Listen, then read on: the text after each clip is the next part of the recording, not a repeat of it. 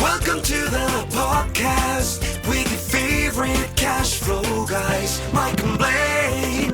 Giving you the best advice while having a beer. When you're running a business, there are problems every day. Let Mike and Blaine help you out and guide your way. Cheers to the good times with Mike and Blaine for business, beer, and BS. Hey, it's Mike and Blaine. I'm Mike Mylan, also known as Cashflow Mike. That is my friend and my partner, Blaine Birch, the CEO of Dry Run, the best cash flow forecasting software on the planet. What's up, man? Hopefully it's nice where you are, because we are getting nothing but rain and I'm getting tired of it. All right, so we've been going in and out of rain, and I've loved it because you got to realize I know what's coming next. There's an extreme heat warning. It's 95 degrees, and that means 100 right around the corner. Yeah. We get extreme heat warnings here at about 75. They just like, don't go outside. It's warm out.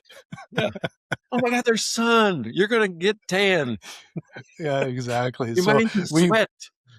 We could use a little bit of sun here. I'm getting, and the problem is there's no end in sight for this. That's the thing that sucks. But anyway, excited to be on. You know, we got another episode ready to roll.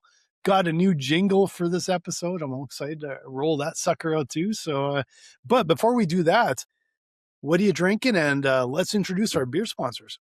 All right. Well, I'll tell you what, one of our beer sponsors, Breger, Neighbor Breger, I'm drinking another discount beer. This one doesn't have here it is. It's got the 99 center right there, right? But it's called Melvin Back in the Haze. Yeah, Melvin Back in the Haze. And that's from, it says Friggity Fresh on the back. I like, look at this. It's almost 80s, right? Friggity Fresh. You see that? Nice. I love the little elephant. That reminds me of, what's the beer with the pink elephant? The Belgian one. What am I thinking of? Oh, this is out of Wyoming, right down from you. Alpine, Wyoming, Melvin Brewery. Melvin Brewery. Yeah, never heard of them. So this is going to be good. Oh, cool. What about you, man? What you got? I have got, I just keep having the same stuff in the fridge, so we're kind of going through it because I didn't have a chance to go and pick out something fun and special. So I've got the Odd Company, which I love Odd Company, Umorel, which all the Italians out there will make fun of me for completely mispronouncing that, but I'm not even going to try it. But it's a nice beer. Good beer. Want to feature these guys again, and yeah. I think you have to do this. You have to do this with Umorel, and then maybe chef's kiss or something like that. I think that's what you do when you drink Italian beer. Well, and somehow it feels like a little bit like a apropos for FIFA. Italian beer, Italy's a big team. I watched, I don't know if you saw it, but we were out we had a little bit of a kind of happy hour burger and beer the other night, and we were sitting at the bar and they had on the Argentina game. Argentina, who were they playing now? Algeria, I think they were playing. I got sucked right into it. We watched the first half, saw Messi score a hat trick, came home, flipped on the second half. I couldn't take my eyes off it, and I'm watching the entire game. So that was a lot of fun, actually. That was at Arrowhead, right? The home of the Kansas City Chiefs. It was. I was wondering if you were watching it. I'm like, hey, that's in Kansas City, man. Like, yeah, no, dude. I mean, don't make fun of me and don't be hating on me out there. I can't get into soccer. I'm just not doing it. I don't watch it except for when World Cup run comes around. And then when I watch World Cup, I actually get sucked into it. The year that Germany won, I don't remember which, that was 2 ago or 3 ago. I watched like a ton of games. I watched every Germany game. I got a hat, Germany hat, like go Germany. And then they ended up winning. So that was such a fun ride. So it's for me, I could actually get into watching it, but I don't have time. So it's just whatever, every 4 years or whenever it comes around, I'll flip it on. So. Yeah, no, I kind of follow it just through the news and stuff like that, but I don't know. I think I get tired watching them run. That's true. Like, damn, that's a lot of running. It just never ends. Yeah. All right, so we got another beer sponsor, Karen Harrison of Michigan. She has an Amazon best-selling book, called Stop Growing Broke, Start Growing Profits. And if you don't have that book, go to Amazon right now and grab it. It's a bestseller and it will change your business life. So go check it out. Karen Harrison. Absolutely. And, well, Larry, I'm going to talk about Larry Weinstein, best CPA in Houston, Texas. If you need a CPA, you got to talk with Larry, the cash flow cowboy. Yeah. All right. So I'm going to bring in the new one, right? Okay. Mm. First of all, I'm going to bring in the new one, and I'll let you go with neighbor Pat after that. Right. But sure. Yeah. First of all, did you realize we had a subscription? Right, a subscription. I thought people just paid like $5 per episode. They could do it in bulk. I'm going to go add 10 episodes. I'm going to buy 100 episodes, whatever it is. Yeah. No, we got a subscription. We got our very first subscription provider, right? Yeah. Somebody that bought the subscription. And believe it or not, we are related, right? We're related. Yes. So we're related. So here's what happened. First of all, I'm going to tell you, his name's Trey. He is a middle school teacher right down at Piper High School right here in San Antonio. Longtime teacher, really connected to the community. His big key things are family, right? So when he put in his notes, because we always ask people, hey, what do you want us to talk about? Family, hashtag family, family, family, family. And I'm going to explain that a little bit. So he and I are related through a blended family, right? And we went to a family dinner where I got to meet and hang out with his mom and his sister. They have such a wonderful family. I got to tell you, if you want just good people that you can rely on, people that you can enjoy, people that you can have fun with, that is Trey and his family. Judy and Emily is who I got to meet. And I got to tell you, I mentioned casually at dinner, I got a podcast. They're subscribing, they're downloading, and apparently he listened, right? So he listened, and now he's one of the subscribers. And I've got to tell you something. I mean, we share a daughter, right? Mallory. And for the last several years, this guy has been there every single day for her, every day. He meets, talks, drives, takes to the gym. This guy is in her life like you wouldn't believe. And I want to thank him for subscribing and and listening. So thanks, Trey. Yeah, thanks, Trey. It's so exciting to have another sponsor, and I love that theme and that emphasis you have on family. So I really appreciate it, Trey. That's awesome. And I'm gonna jump in with Devin, biggest LSU fan on the planet. Also, Devin reached out to me because he's doing a little traveling up into my neck of the woods, and so Devin, if you're watching, hopefully I sent you some good tips on where you can get maybe some beer or something to eat while you're up Alberta way. And so he reached out to me on LinkedIn. I'm like, oh, this is awesome. So so thanks again, Devin. Really appreciate it. That is so cool. Is it coming through Edmonton, or are you guys going to link up?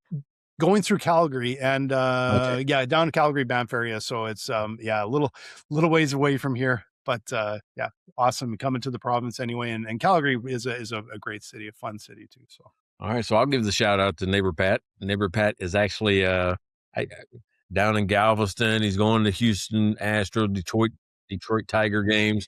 Nice. He's on just kind of a family vacation, so he's been out of pocket, and it's been quiet around here in a not so good way. I'll say a not so good way. Usually I would say for him a good way. He's been gone, but no, I miss him. So come on back, Pat. We miss you. Yeah, that's always. And you mentioned neighbor Breger. I still have to, I just realized, I'm like, oh, I wonder if I have him in the show notes. I'm going to have to get the spelling. So I make sure that's in the show notes properly. So it's Breger like Kegger. Is that a Missouri accent? Are you worshiping the No, it's Breger like the word kegger, like, if you have a kegger party. Okay. Got you. Okay. Got it. I'll do a little, I didn't even put any zip on that one. No twang or nothing. It's just, his name's Breger. It rhymes with kegger. Rhymes with kegger. Okay. Awesome. So I will get that into the show notes for, our regular posting and everything, of course, as well. So thanks again, Breger. Appreciate it. There you go. Yeah, so if you want to be a sponsor, you can reach out to us, on Mike and Blaine. You can just hit buy us a beer, and that goes right to it. If you got questions about it, if you're like going, hey, can I get away with this? Can we do that? I got a business. I got a brewery. Whatever question you got, you can email us at beer@mikeandblaine.com, right? beer@mikeandblaine.com. And, check us out that way, and tell your friends to like, subscribe, and all those type of things. So like, subscribe, follow, everything else. So, so you got a fun topic today. And as usual, as our new thing, Mike is putting together amazing jingles for our topics. So I'm about to kick this off and is going to talk about what we are going to talk about and dive into deep in this episode of Mike and Blaine. Wash the driveway, clean up the mess, watching dirty turn to shiny somehow, low stress. Rusty tools or ruts, getting brand new life. Mike and Blaine are asking why it feels so right. Why is it so satisfying? Why can't we look away? Oh, grab a seat, we're diving in to the weirdly satisfying way. It's a little long, but it's fun. It's a little long. All right, so I'm trying to dial this thing in. I'm using Suno. If anybody's ever seen that, it's AI generated music. You just put in, hey, I want to kind of sound like this, and what we're trying to imitate is the style of our jingle, which when we had it created by real people, real person, real people, prior to AI, I wanted it to sound a mix of 90s sitcom theme and like R&B, or that's kind of what the mix is. So AI now takes that to say we're going to just make an R&B song. So they probably doesn't know what a 90s sitcom is. Yeah, and if it had his choice, it'd make it 10 minutes long. It just likes to make them long. Yeah, and I said make it about 15 seconds, and it got close. It got 32. Maybe not super Have you close. ever asked like AI to count stuff like, I need this in 50 characters, and it comes back with 65, and you're like, wait, no, I said 50. Yeah, it drives me nuts. It's like, it has to be under 100 characters, and it's like 108. Like, come on, man. You can't count to 100. It's so frustrating. So those of you out there using AI for all your financial stuff, you should check it. You should check it. Yeah.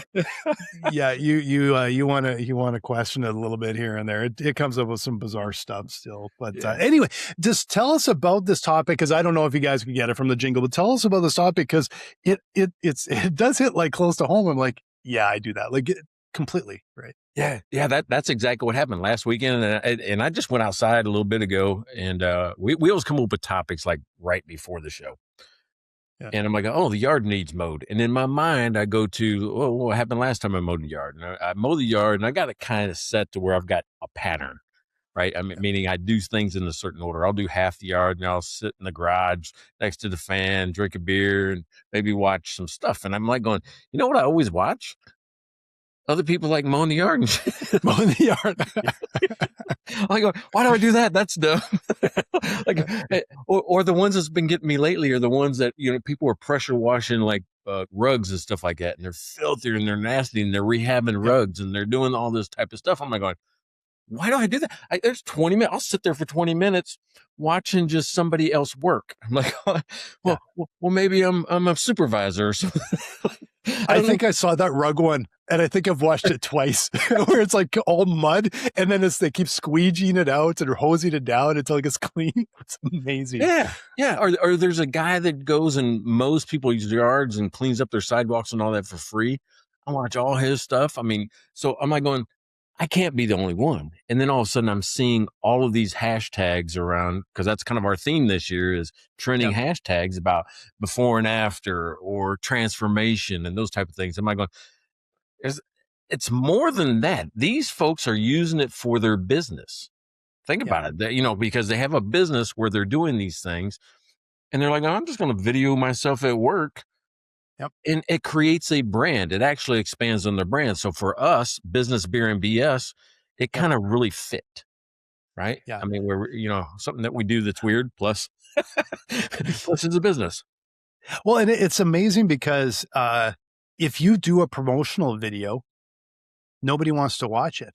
But like some of my feeds right now, you can't believe how many of my feeds are independent guitar makers.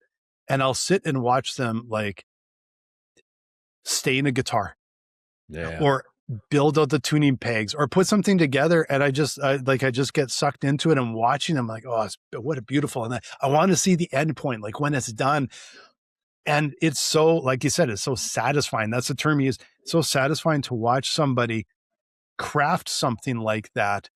And it's not like, hey, here's our latest guitar and they're trying to sell stuff. It's like you're just watching them craft it. And it's really I don't know what it is. And I think it's that people don't really like to be sold to, but they do like that behind the scenes look at things, right? Like the peek behind the curtain. Well, that's why I thought we would, kind of dig into why would somebody spend, and in this case, me, 20 minutes watching another person clean a driveway? Like, why would you do that? And I think it's because of, mainly what you just said is I like to see a mess become order, right? Or maybe even learn something like, oh, he's got a different technique to do that than I do, and it was faster and it was better and it looked amazing at the backside of it. Different driveways, spraying technique.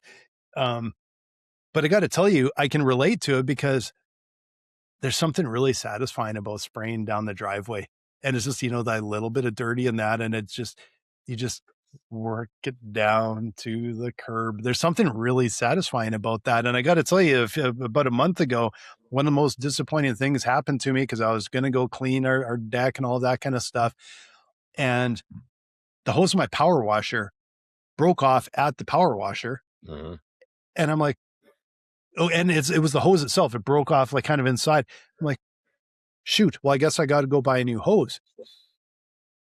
I cannot get the part, like I can't change it off the actual power washer. Like they make it so you cannot even add a new hose on. Like it was so frustrating. So like, yeah, all they want is my money to go buy another power washer. I refuse to do that. So, kind of annoyed by that because I'm like, I was all ready. I was just like, oh, I'm going to clean all this stuff. And then it's like, now. Gone. Yeah, I mean, let's think about these videos.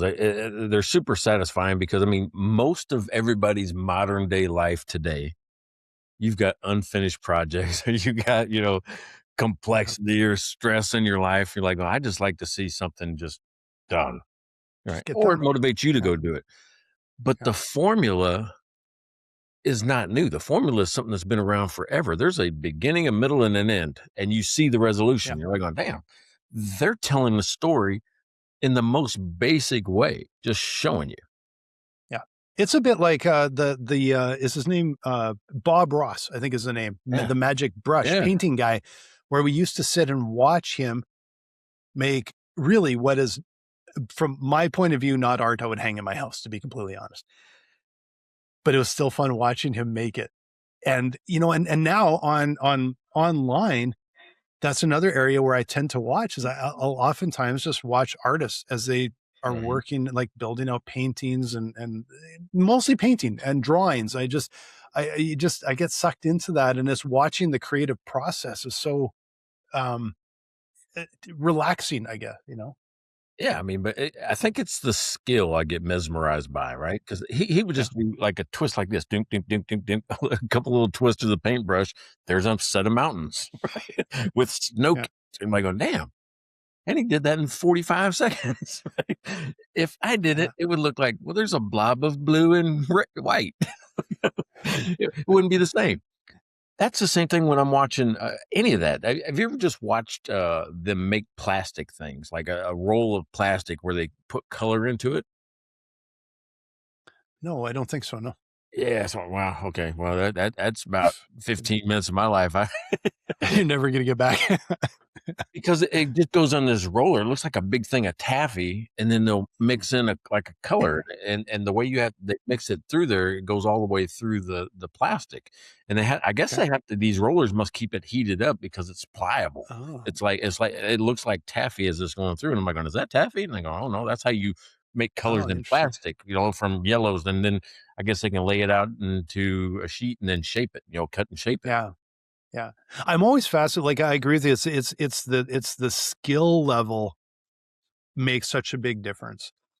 Like I'm not probably going to get engaged someone that's never painted before trying to paint a picture. I'm like, I'm probably not going to watch, but the skill, Like another one I've got really sucked into is when they're an artist is doing the really fancy pinstriping designs on like classic cars. So it's not just a line, but they do these really intricate sort of patterns that are symmetrical, and they'll do it on a hood or something. And freehand With a brush. And it yeah. is, it's stunning. It's beautiful. And I look at it and go, oh my God, that is, I look at it and the first thing I think is like that. Yeah, that's 10,000 hours to get there. You don't, that's one of those ones, maybe not 10,000, but where they always say it takes that long to perfect a skill. It's such a skill. It blows me away.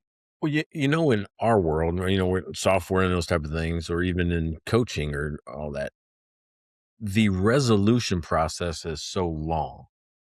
Like building a new feature with code, it takes so long to get it to the point where you're ready to introduce it to somebody and then put it in the market. The coaching or the actual consulting process takes months to see any visible results. Sometimes, right? Yeah. What I like about these is like, I'm getting instant satisfaction, right, in minutes. Yeah, exactly. It's but like I think there is. I don't think it is for all businesses. Maybe there is, but is there an opportunity to grow engagement and views and eyeballs and shares and everything by just doing something that is just that pulls the curtain back, but it is 100% non-salesy. Like the other thing is almost all these videos, there's no audio. There's no voiceover. You might hear them hammering a nail or something, but they're not talking about what they're doing or anything. It's really interesting on how they put these together, right? Yeah, it's crazy.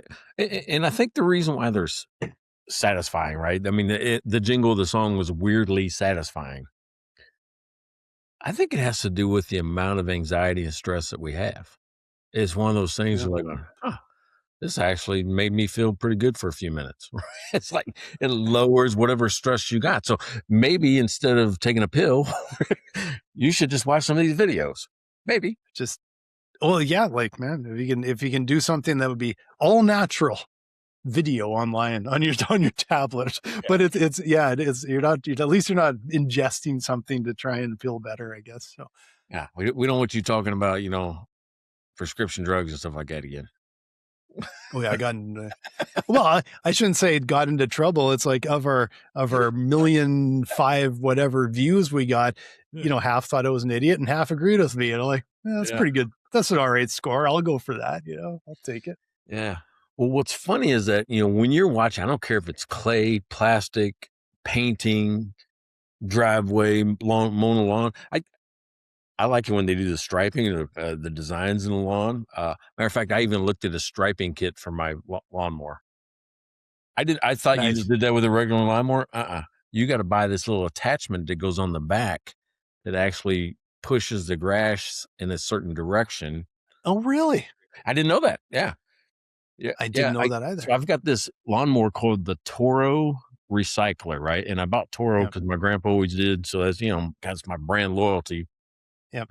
And I was looking for something. Well, I was looking for something about, I wanted to get a blade. So I just wanted to know what blade to go order. And I'm in there and it's got accessories. I'm like going, dude, this is a walk behind lawnmower. What kind of accessories would be for a lawnmower? Yeah. And the third thing down the list was striping kit. I'm like going, I might have to save a little money and get one. Nice. And again, you attach it to the back like your bagger or things like that. You attach it to the back, and all it does, I think, it just adds a little bit of pressure to the direction that the blades are not. Yeah, the blades of grass are standing instead of straight up. They might lean one way or the other. Lean a little bit. It creates the difference in, the visual difference. Huh. Yeah, I didn't know that. I grew up with my dad. That was when I grew up, my dad's lawnmower was the Toro as well. I grew up mowing the lawn with this red Toro that was virtually indestructible until, I don't know how many years that thing lasted before it bit the dust. But today, because we had, I don't remember what kind we had before now, but now we got one of these, it's like it does everything but the lawn for you. It's electric and it you got power and it runs and does all this cool stuff. And yeah, it's a pretty slick machine actually. And it's I know something fun about lawnmowers. Even though I don't even like mowing the lawn because I'm allergic to a lot of that stuff. So it just makes me sneeze and everything. But Dude, that is my thing. And Courtney gets so frustrated with me because I'm like going, oh, we can't go because I got to mow the yard. But you can mow it tomorrow. I'm like, Saturday. That's my thing. Saturday, we're doing this. And I try to get it done early so I can do things Saturday night, Saturday afternoon. But yeah, Saturday morning is kind of the thing I want to do. I want to be on that lawn. I actually get. Did I tell you that somebody came by and took a picture of my grass? Did I tell you that story last week? Don't think so. No. All right, so that's the oddest thing. So I was coming into the office, right, that door right there. Yeah. And I'm going to say it's like 8 o'clock in the morning, and I see somebody walking by the front door of my house is just right outside that door. I see somebody walking by the house with their dog. Don't bother me at all, but she stops. I can see out the door. She stops. She's looking at the grass. I'm like going, oh man, the dog pooped on my lawn. It didn't. Yep. But she bends down, takes her camera out, and takes a picture of my grass, and then walks off. I'm like, what? Well, now I remember that Courtney has this app called Picture This. And you take a picture of a tree, blade of grass, a flower, whatever it is, and it tells you everything about it. It identifies it with AI. So this is what it is. This is where it grows. This is how to take care of it. If there's something wrong with it, it tells you how to fix it. Yeah, it's an amazing app, right? It's, I don't know, $50 a year or something like that. And she just goes around stuff that she likes and she takes pictures of it, stores it in the library. I'm like going, I bet that's what this lady did. I bet she took a picture of the grass to store it because I don't have the builder's grass. I actually mowed the builder's grass all the way down to dirt and brought another layer of dirt and zoysia grass in. So I've got zoysia, which grows a lot more thick and compact. And when you step on it, it's spongy. Oh, nice. Right? So it's fantastic grass. A lot of people don't have that. A lot of people have the builder's grass, which is a Bermuda, but it gets really sparse, right? And so I know there's some guy that lives in this neighborhood that now hates me because his wife took this picture home and said, to replace the grass. I want our lawn to look like that. Well, guess what? That sucker's expensive, right? It's like $375 a pallet. And it took me 10 pallets to do the yard. Oh, you must like grass a lot. Well, remember, that's my thing. Saturday, if they had an award for best grass in the neighborhood, ask neighbor Pat. He would tell you, Mike's got the best grass in the neighborhood. Yeah. We would not win that award. Saturdays is like honor Mike's, go get some beer, and we would not win that award. But we've had so much rain this year that I can look out here and it's actually like really quite green. So it's nice to have. It's like we're not doing anything. We got green grass this year. It's kind of nice. Yeah, that's fun. So here's the ones that confuse me. And it confuses me because it must only be for them, not for me. When I see people taking like rusty wrenches, right?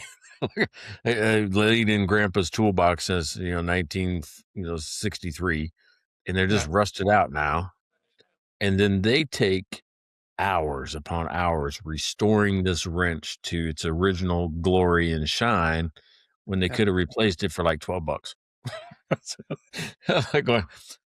And I still watch it.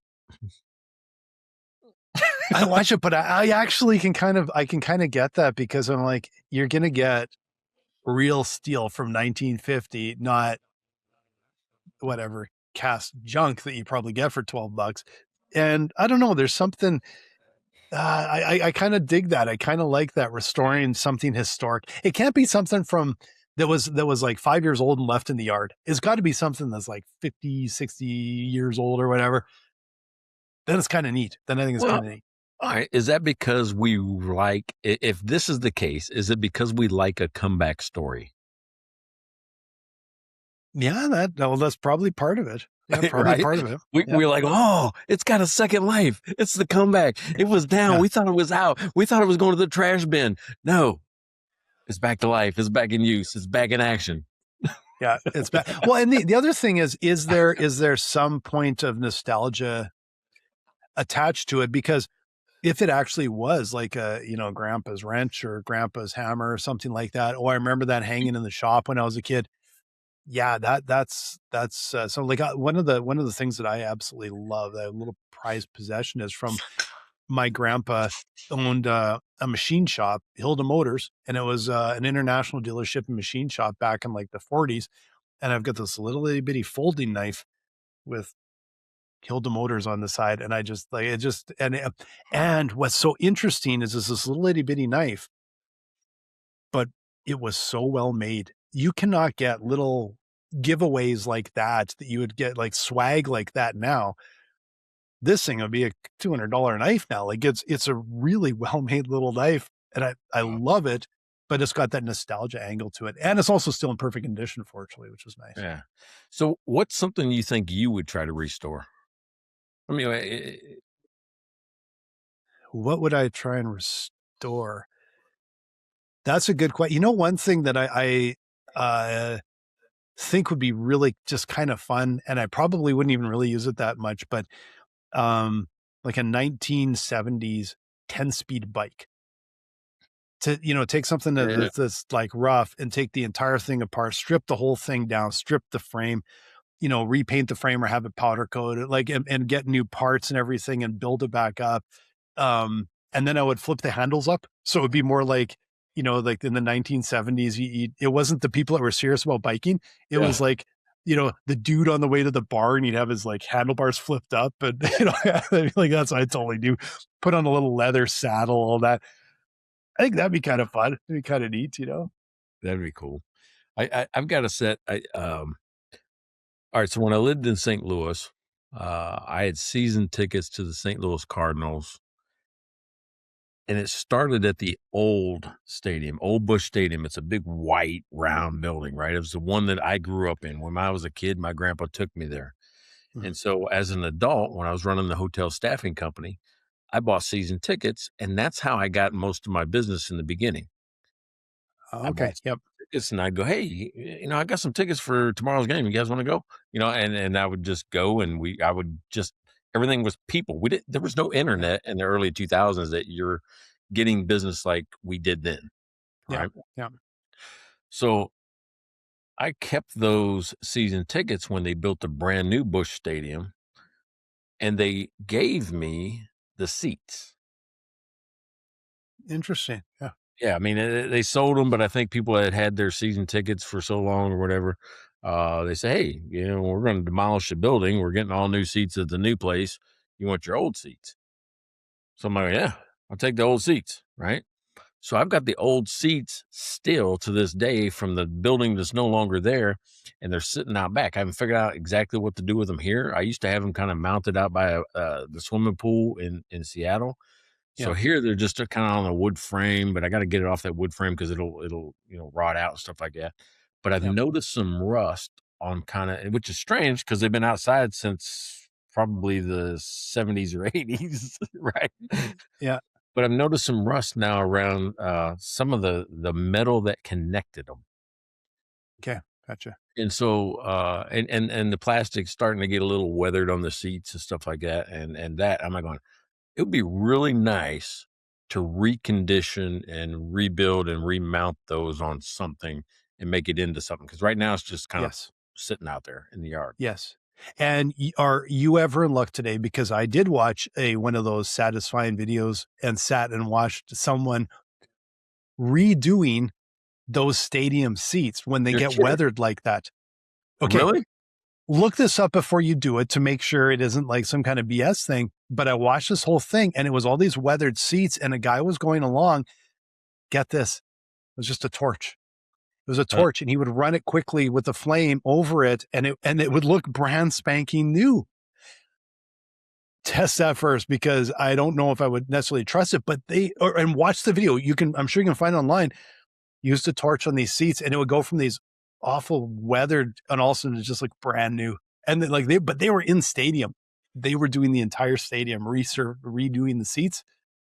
but actually not replacing anything. Taking the plastic over the, over the plastic or over the metal? Over the plastic.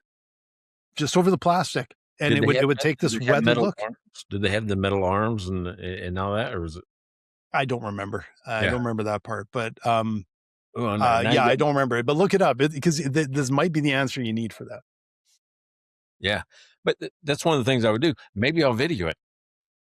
Exactly, video. Yeah. Now, would you have to do? I mean, because I probably couldn't do it in one day. What do you do? Stop a video or merge them together? Maybe. I guess you merge them together. You can merge them together. These guys were doing a seat in 30 seconds. Like they're going and it was done. Like so, but if you're doing all the metal and everything, I would actually just like take clips and merge them together. Years ago when I started making skateboards, one of the first things I did, of course, is I was recording myself because I'm like, oh, I can put this online. People can see how you make a skateboard. And that lasted not very long. And I'm like, this is sucking the fun out of it. So I like, screw this. And so I stopped and I don't record anything anymore. Because it's just like, it feels too much like work to me. So. Yeah. You got to kind of be into it, but all right. So think about it. I think there's, two types of videos out there. Maybe there's more, but I'm going to say at least two. One is what they call the doom scrolling, which is what most people do. I'm looking for the fight. I'm looking for the argument. I'm looking for the thing that, causes me stress while I'm watching it. Yeah. There's this. I think there's this side of it. It's the opposite of doom scrolling. It's like going, I'm doing it because I want calm. I want, predictable. I want some type of satisfaction. And usually you do learn a bit from these things. Like I'm really fascinated watching them, like I said, like put together an entire guitar or something like that. Or the other ones I'll watch, like I watch all the time, like Scotch reviews, things like that. Yeah. Some guy talking about the Scotch and what he likes and what the notes they pick up, which I think is always hilarious. But those things there is content that can be relaxing, but also somewhat educational. Some of it isn't educational. It is just relaxing. But some of it you actually do learn and you just kind of go, oh, that's how that was done. Right. I will say one of the types of videos that I still do not to this day understand. I think I watched one of them and went, what the hell is this? The reaction videos. So they'll play something and then someone sits there and pretends to be shocked. Oh my gosh. That is just a waste of a minute and a half. I'll never get back again. Those ones do not. Those don't jive with me, but I do love watching craftsmen do almost anything. The other ones that are the ones that promise results, and it's like 7 minutes in, you're like, you didn't get to the result. Hey, stay till the end. Yeah, and it's a bait and switch. It's like, let's keep you on, and all they want is the clock to run long enough that YouTube rewards them. And soon as if I get a hint of a video being like that, I will can it and I will go and I'll block the channel or whatever, or unsubscribe if I had been subscribed, because I'm like, no, you do not manipulate me like that. Like that bugs me. Yeah. So Courtney watched one yesterday where she learned a new way to do something. Right. So have you ever heard of the company Fish Skin? No. Okay. It's like FISH SKYNE or something like that. Fish Skin. Okay. And what they make are these covers, right? I don't know if you can see that or not. Oh yeah, cool, nice. For the Apple, and they're protective covers. It's like a vinyl protected cut. Now I designed mine, but they have like hundreds of different already pre-planned designs. I just happen to make mine because when I present, I want my logo and stuff showing, right? Yep. They say, oh, they're so easy to put on. But they're not. They're not. Yeah. Until Courtney sees this video, I think it's yesterday, maybe the day before. She goes, oh my God, that's how you're supposed to do that? And this guy puts it on in seconds. Just real easy. Really? Yeah, because they come, you think about it like a sticker, right? You know how it's got the white thing on the back, you peel that off. Well, if you peel that off, it's a pain in the ass to put on there. No, this guy took maybe 2 inches and tore it from the bottom, put the bottom on, and then got that set. And so the whole thing didn't, mess around. Yep. Then he took the rest of it off, moved it up another halfway, right? So think about it. You got the laptop cover. I've taken 2 inches off. I've got that 2 inches set, but I didn't ruin the top of the vinyl. Yeah. Yeah. Then I take the rest of it off and reposition it, right? So now I've got 2 to 4 more inches I can put down, and I still got some stability on the rest of the thing. Then he took it off and put it down, and it was over. I'm like going, oh, that would have changed our lives right there. He did it in 90 seconds, what we took like 15 minutes to do, and still had air bubbles that we were working out, right? No air bubble, smooth. It was nice. Yeah.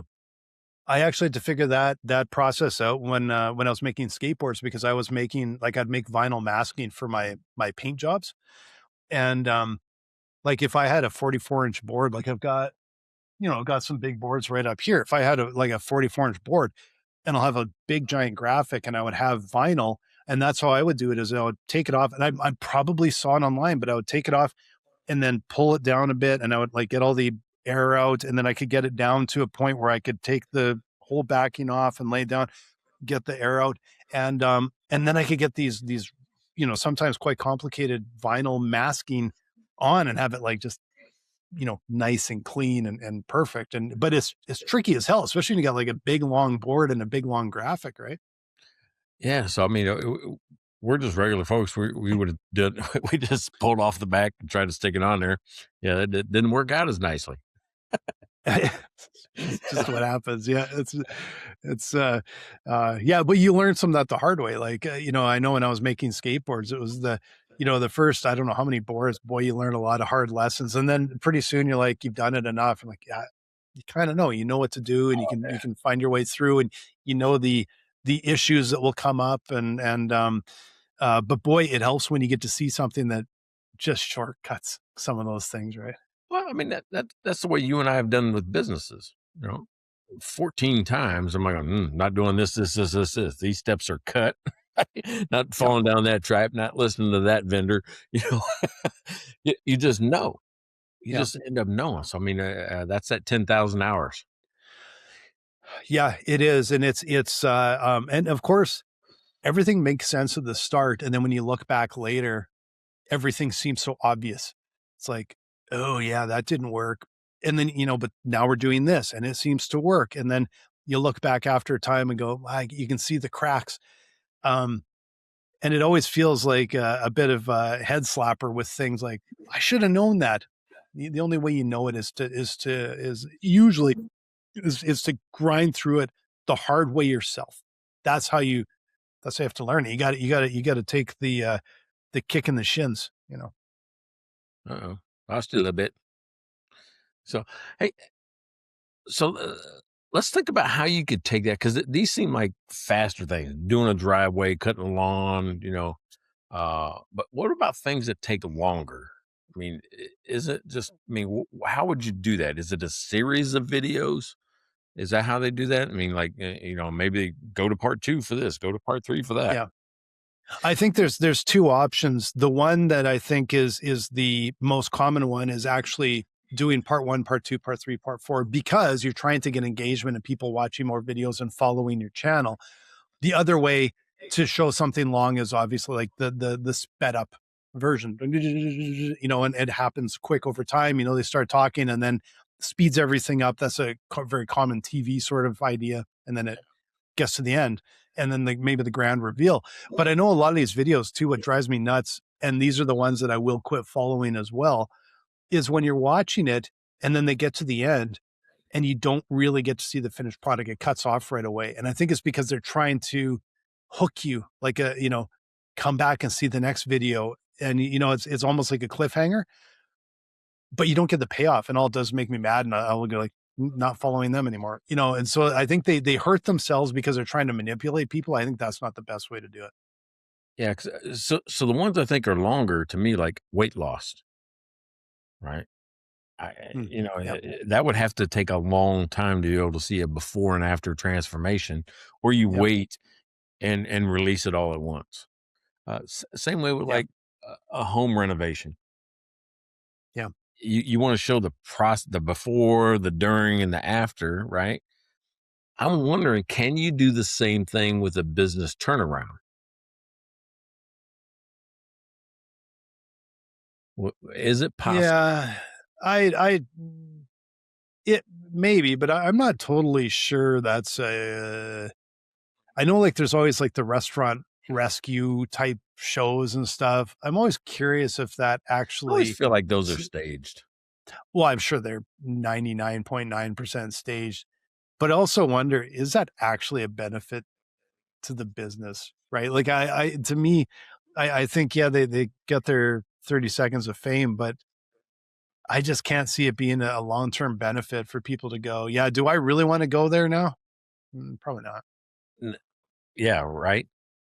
You know, when they get their most fame, it isn't after the episode's released. It's after they close a year or two later, and they go, Yeah, right? and they That's do the when people follow-up don't know. episode. Yeah, Yeah. yeah, yeah, Or there'll be newspaper articles about it, or internet articles about it saying, "Oh, so and so closed," as seen on yeah, Bar Rescue. yeah.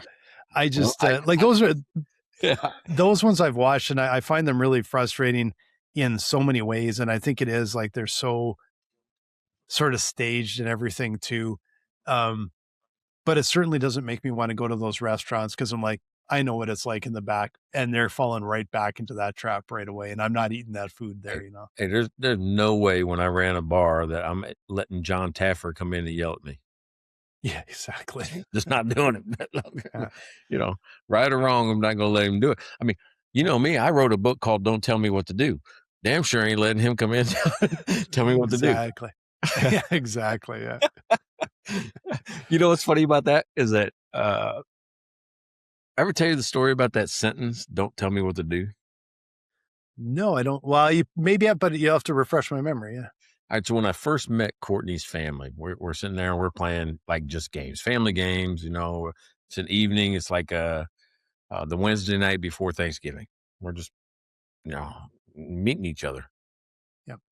And Courtney's dad said, and remember, I hadn't written the book yet, but he asked me, "Well, what annoys you, right? What annoys you?" I'm like going, "I don't like to be told what to do." I Yeah. just don't, right? I mean, there's a way to talk to me. There's a way to get me to take action. You tell me what to do. I'm like, I had a mom, I had a dad, I had the military, I had the highway patrol, I had all my life people tell me what to do. I ain't doing it no more. That's just who I am.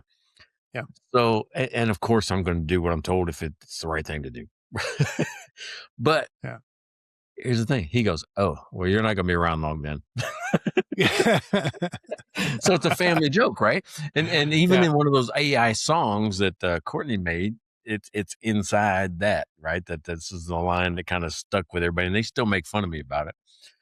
And so when I wrote the book about how to have a better conversation, I named it "Don't Tell Me What to Do," for the only purpose so I could say, "Well, I wrote the book on Don't Tell Me What to Do." So that's one of the funny things. So now I can use it the rest of my life. I wrote the book on that. Yeah. I wonder if that's probably a real entrepreneur thing because I really am the same way. I do not like being told what to do, um, at all. But I like I love learning. I love insight. I love like watching these things and that, but just to straight up telling me what to do. I don't even like going to like, the exercise class. I'm like, screw off. It's why I can't get past that. But it's Yeah. probably something to do with an entrepreneur that you're so much have to just be driven and on your own and all that so often that it's just that's maybe ingrained in us a little bit. Yeah, a little bit. So, do you feel satisfied after you watch these videos? Well, yeah, well, it depends on the video. Like, again, there's ones I'll unfollow because I think it's almost If it's manipulative and they're clickbait, yeah. this clickbait, right? But the ones that like I said, I'm watching them handcraft a guitar and they'll do like they won't do the whole thing. They'll just be like, oh, they're gonna stain the body or they're gonna insert some, like install some parts or do this with the neck or whatever. Um, those are like, yeah, those are just really interesting. I love watching them, and you get that at the end, you get to kind of see that finished result for a few seconds and go, yeah, that's amazing, right? So yeah, I like that, and I think it's that sense of completion. All right. You know which ones I don't like? It's a different variety, and it's not visual, it's audio. You've heard of that ASMR? Yeah. All right. So there's a whole version of things where people like will crinkle up plastic to hear the sound, right? Like, Oh, okay. Stuff like that. Or they'll do, Okay. it's ASMR. And I'm like, they'll just make sounds, right? Sounds or sound of somebody breathing or something like. All right. So I don't understand it. B, but it satisfies some people, right? They like that, whatever that sound is of things, chewing. I mean, I don't know. So I guess I'm not as easily entertained by sound as I am by the visual component attached to it. Yeah, I would have to say I'd be the same. I didn't even know these things existed, but I don't think I would. There's nothing in that sounds interesting to me. But I'm probably more coming from a sort of a designer wiring. Yeah. I'm much more wired for visuals and appreciating the craft, but watching things, I think so. Yeah. So I had to look up what it means. ASMR. Kids love it. All right. So I got I won't say a lesson, a lecture. I won't say that about talking to different generations, right? Because I've got daughters that are millennials, I guess millennials, and Gen X is more direct, right? More direct, just tell it like it is. But you have to talk to millennials, or else they'll shut down on you. And it makes sense. I've got daughters, and so because of that, I'm trying to figure out, okay, what is it about ASMR that I don't think it's millennials. What's after that? Y or Z? Gen Z, maybe? Huh? Maybe Gen Z Gen likes Z. that? I don't recall the yeah, we'd have to look that up. I can't remember. I don't follow it that much, So it's autonomous sensory meridian response. Okay. All right. I think I know 3 of those words, but I don't know how they fit together. Maybe 4 of those words. Huh? We used to just call that sound effects. Yeah. So it describes a relaxing, static-like tingling sensation that typically starts at the scalp and moves down the neck and spine. So apparently there are either people or maybe all of us that can be, sensitized, not sensitized, let's say, can receive some type of, sensation just through sound. Oh, okay. Interesting. Maybe anyone can react to it if it's the right sound. I don't know. I can't, that doesn't click for me. So I can't, I can't sort of identify with it, but sure. Sure. Okay. Sound I would like that much. I don't know. They got those bell things or bowls, and they got. I mean, I don't know. Maybe there is something to it. I don't know what it is, so it makes me curious. Yeah, I think I would just stick with music. I do enjoy listening to music, so there you go. Seems like pattern. Your pattern recognition. Yeah. So I think it's easier to enjoy that and go back to it than someone crinkling paper. But who knows, right? So if you're listening to this and going, "What the hell just happened?" They went on a totally different tangent. That's part of the BS part. Right? So that's why we named the show Business, Beer, and BS. Right? We've been drinking beer. We talk a little bit about business, and well, there was a whole lot of BS in this one, but that's how we ended up on ASMR. But I learned something today, and it was from the BS side that I learned something. So that's I've got some trivia now. I can go to trivia night at the brewery and see if I can win. There you go. I got a new answer. All right. So, hey, this is another episode of Mike and Blaine, Business, Beer, and BS. And if you haven't already, go to our YouTube channel, like, subscribe, follow. If you listen to podcasts, we're on all of them. It doesn't matter. We're everywhere you can type in Mike and Blaine. We're probably there somewhere. Yeah. And what else? What I miss? Yeah, well, like, subscribe, follow, go visit mikeandblaine.com. You can buy us a beer, and you can even email us at beer@mikeandblaine.com. And make sure you're back next week. We're going to have another fun topic. Check out their website at mikeandblaine.com. Then subscribe to the podcast and buy these guys a beer.